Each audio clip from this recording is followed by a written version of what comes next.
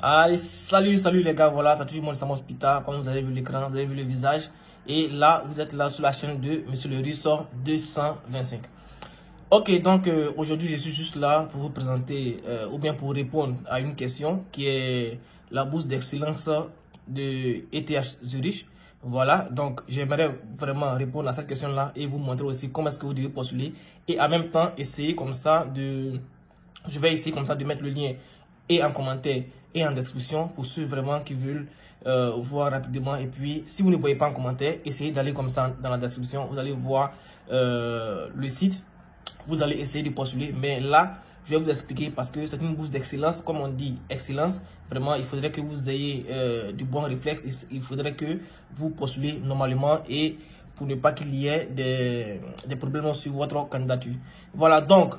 Si c'est la première fois de voir ma chaîne YouTube, essayez d'abord de me donner un pouce bleu ou bien essayez de partager ma chaîne YouTube. Voilà, essayez aussi de postuler, de partager tout. Voilà, pour que ceux qui ne connaissent pas, excusez-moi, pour que ceux qui ne connaissent pas ma chaîne YouTube puissent au moins avoir au moins l'impression et avoir aussi et savoir aussi comment postuler à ces genre de bourse là. Voilà, donc vraiment c'est une doléance que je vous demande. Essayez de postuler à ma chaîne YouTube, c'est tout ce que vous pouvez me donner. Voilà, et si vraiment ça vous plaît, essayez de liker les vidéos que je mets en ligne à chaque instant avant de pouvoir les suivre. Voilà, donc comme je le disais, je suis là juste pour la bourse ETH de Zurich. C'est une bourse d'excellence et c'est une bourse qui se lance chaque novembre et la date limite c'est le 15 décembre. Voilà, c'est ce qui est important. La date limite, c'est le 15 décembre. Donc, essayez de postuler un peu plus vite pour ne pas qu'il y ait des soucis après de date limite et tout ça. Donc, pour postuler à cette bourse-là, vous avez besoin de quoi? D'abord, dans un premier temps, sachez que vous avez besoin de votre passeport. Et après le passeport, vous avez besoin de votre CV. Le CV est très important pour cette bourse-là. Je vous répète encore, c'est une bourse d'excellence. Donc, ces éléments-là sont hyper importants. Donc, on a votre passeport, on a un CV.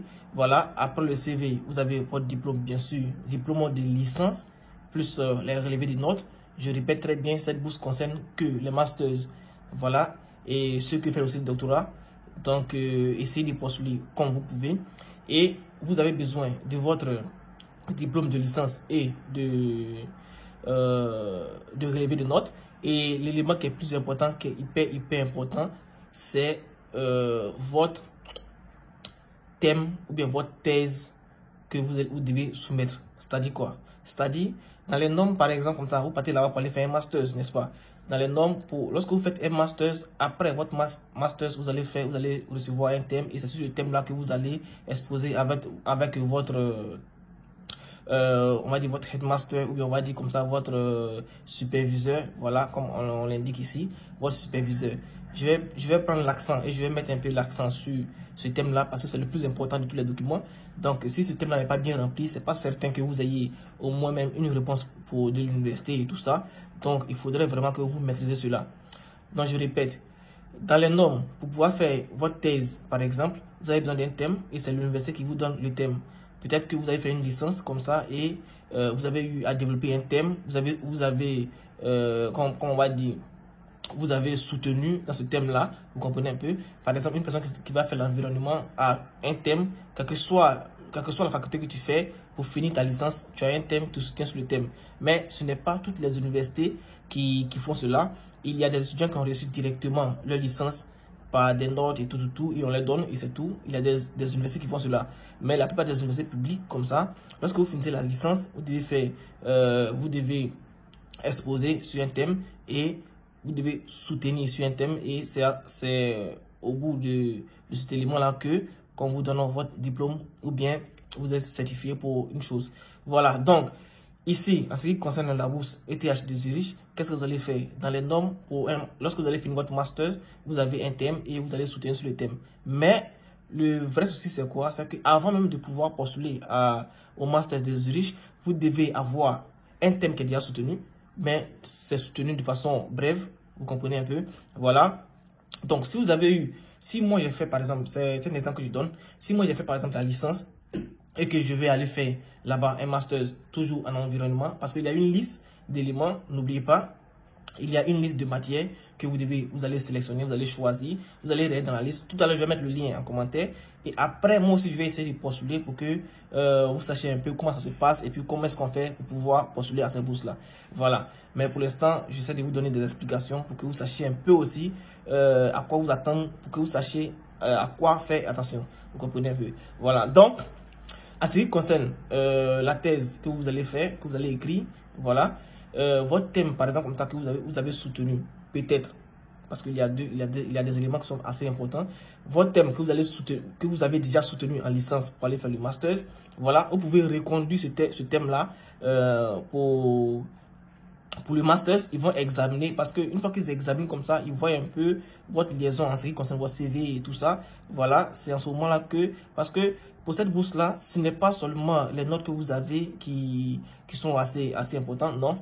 Il faudrait vraiment que vous puissiez mieux gérer votre thème, vous puissiez mieux écrire pour que il puisse au moins essayer de vous évaluer normalement et vous donner cette bourse là. Vous comprenez?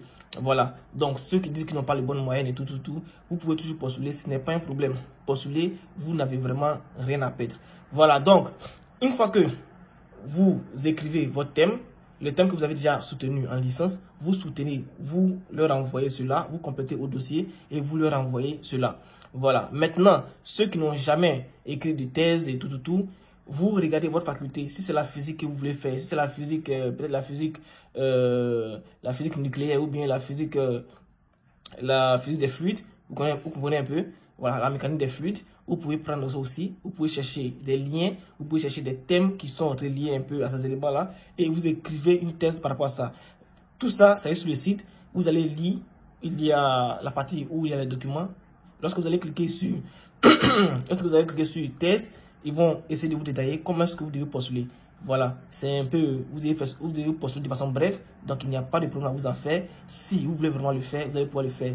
Maintenant, ceux qui ne savent pas comment est-ce qu'on l'écrit, tout, si vous voulez notre soutien, vous pouvez nous contacter inbox. Il y a là notre numéro en description. On peut vous trouver le thème et puis on va écrire votre thèse pour vous envoyer ça. Voilà, ce n'est pas un problème. Si vous soutenez, si vous avez fait la mécanique des fluides, nous, on va trouver un thème qui concerne la mécanique des fluides. On va écrire ce thème-là et on va vous envoyer ça. Essayez de faire un peu plus rapidement parce que la date limite, c'est le 15. Donc, essayez de faire vraiment plus rapidement. Maintenant, je voulais reprendre un élément en ce qui concerne tout ce même élément de thèse. C'est quoi? C'est que si, par exemple, vous avez déjà écrit la thèse ou le thème, essayez au moins de voir si le titre de plagiat n'est pas assez élevé. Voilà, je vous explique ce que ça signifie. Dans les normes, quand on écrit une thèse pour pouvoir soutenir, voilà, vous rendez cet élément-là avec votre superviseur et votre superviseur, ils font une évaluation. Une évaluation en termes de plagiat. Plagiat, c'est-à-dire copier un autre thème sur un site web ou bien d'une autre personne, ils peuvent savoir rapidement, voilà, parce que ici, par exemple, en Russie, ils ont des machines, ils ont des applications pour pouvoir faire cela. Il suffit juste d'insérer vos éléments sur les plateformes et puis ils savent déjà à combien s'élève votre pourcentage de plagiat et tout ça. Donc, si vous avez déjà soutenu et que vous avez un plagiat qui est assez élevé, au moins à 25% ou bien 30%, essayez comme ça de prendre votre élément en forme numérique, essayez de réduire et puis essayez de leur envoyer cela pour qu'au moins ça atteigne les 10%. Si au fur et à mesure que votre thèse, votre thème que vous avez soutenu a un plagiat au moins élevé, vous comprenez un peu, c'est plus vous avez la chance de faire quoi? D'avoir une bonne évaluation auprès des dirigeants qui vont vous accentuer, qui vont vous évaluer sur votre titre de thème ou bien votre titre de thèse. Voilà, c'est très important. Donc, si je fais un gros plan, ce que je suis en train de dire, c'est quoi? C'est que si vous écrivez un élément, essayez, vérifiez, écrivez cet élément-là vous-même. Voilà, ne recopiez pas sur Internet. Et même si vous le copiez sur Internet, parce que vous savez déjà que nous sommes nés dans un monde qui est assez vieux, donc tous les éléments sont déjà établis et on les utilise comme ça. Mais essayez au moins de faire le maximum à 90% qui viennent de vous. Et c'est en ce moment-là que votre document sera vraiment considéré. Voilà. Maintenant, si je fais un gros plan, c'est-à-dire vous avez besoin de votre passeport, vous avez besoin, excusez-moi, vous avez besoin du passeport, vous avez besoin d'un CV, vous avez besoin de 2 lettres de recommandation. N'oubliez pas cela, de 2 lettres de recommandation. Et ceux qui vont par exemple choisir une faculté et que la faculté ne demande pas de lettre de recommandation, c'est pas un problème. Vous devez quand même trouver 2 professeurs qui vont, ou bien qui sont susceptibles de vous donner une lettre de recommandation. Vous comprenez un peu, 2 professeurs, c'est-à-dire leur nom, prénom, leur email. Vous allez insérer sur la plateforme de ETH Zurich pour pouvoir postuler à la bourse. Vous comprenez? Maintenant, ceux dont l'université demande, ou bien pas l'université, mais la faculté demande de trouver des lettres de recommandation, vous allez trouver 2 lettres de recommandation que vous allez leur envoyer. Voilà, donc j'espère que vous comprenez. Donc, le passeport, la lettre de recommandation, 2 lettres de recommandation, votre CV, voilà. Et aussi, vous allez leur envoyer votre diplôme plus le relevé de notes. Et en plus de cela, vous allez leur envoyer le thème et la thèse que vous avez déjà soutenue dans votre pays. Ou bien, si vous n'avez pas de thèse soutenue déjà, vous devez l'écrire normalement pour pouvoir leur envoyer cela. Voilà, donc, une fois que vous finissez de faire ça, vous allez remplir l'élément via le plateforme que vous allez voir en description encore. Et après cela, vous allez pouvoir soumettre votre candidature. Donc, les gars, je répète encore, si c'est la première fois de ma chaîne YouTube, essayez de vous abonner, essayez de liker la vidéo. Et si vous êtes déjà abonné à ma chaîne YouTube, je vous dis vraiment un grand merci. Et je voulais rappeler encore que j'étais désolé pour ceux qui m'ont écrit et que je n'ai pas encore répondu. Voilà, si vous avez écrit que je n'ai pas encore répondu ou que j'ai fait un élément qui n'est pas vraiment bien pour vous, voilà, je voulais vraiment m'excuser. Voilà, c'est le temps et puis on essaie aussi de faire comme on peut pour aider tout le monde. Voilà, donc les gars, c'était moi de Samuel Spita. Surtout n'oubliez pas, si vous êtes intéressé, quand vous écrivez, quand vous postulez à cette bourse, essayez comme ça de m'écrire inbox via WhatsApp. Ceux qui ont des questions sur cette bourse là, je dis bien ceux qui ont des questions sur cette bourse là, laissez en commentaire, je vais vous répondre. Voilà, donc c'était moi Samuel Spita les gars, et puis voilà, prenez soin de vous et à plus les gars.